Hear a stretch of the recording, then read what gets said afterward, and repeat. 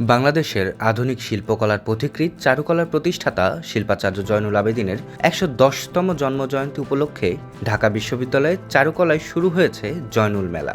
দেশের বিভিন্ন প্রান্ত থেকে দেশের লোকজ সংস্কৃতিকে তুলে ধরার প্রয়াসে বিভিন্ন স্টলে পণ্য প্রদর্শনীতে অংশ নিয়েছেন অনেকেই।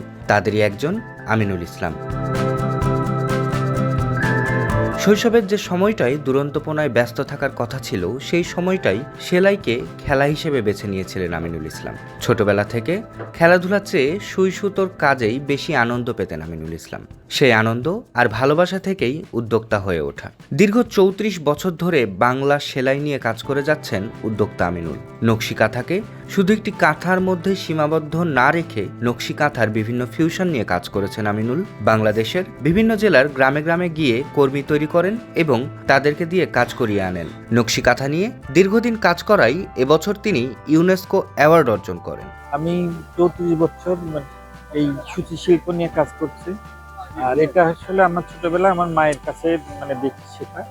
তো তারপরে যখন আস্তে আস্তে বড় হইলাম, তারপরে তো বিভিন্ন রকমের স্টিচ নিয়ে বিশেষ করে হ্যান্ড স্টিচ নিয়ে কাজ করি। আর আসলে এটা যে সহজ ছিল না, কারণ এই কারণে যেহেতু এটা মেয়েদের কাজ ছিল এবং আমি ছেলে, তো সেজন্য সবাই খারাপ চোখেই দেখতো। নকশি কাঁথা কিন্তু আলাদা কাজ, যেটা হলো আমাদের অনেক আগে আমার মা বা তাদের আগে যারা ওনারা নকশি কাঁথা কাজ করতেন, সেইটা নিয়ে আমি নতুন করে আবার নকশি কাঁথা নিয়ে কাজ করছি এবং সেটার জন্য এই বছরে আমি ইউনেস্কোর অ্যাওয়ার্ডও পেয়েছি। চাচ্ছি যে এখানে যে ছেলে মেয়ে বা যারা এটা দেখবে, তো অন্তত তারা এটা নিয়ে কাজ করলে সেটা ভালো করতে পারবে। কারণ হচ্ছে যে এইভাবে আমার জানার মতে এই ধারায় খুব কম লোকেই কাজ করতেছে।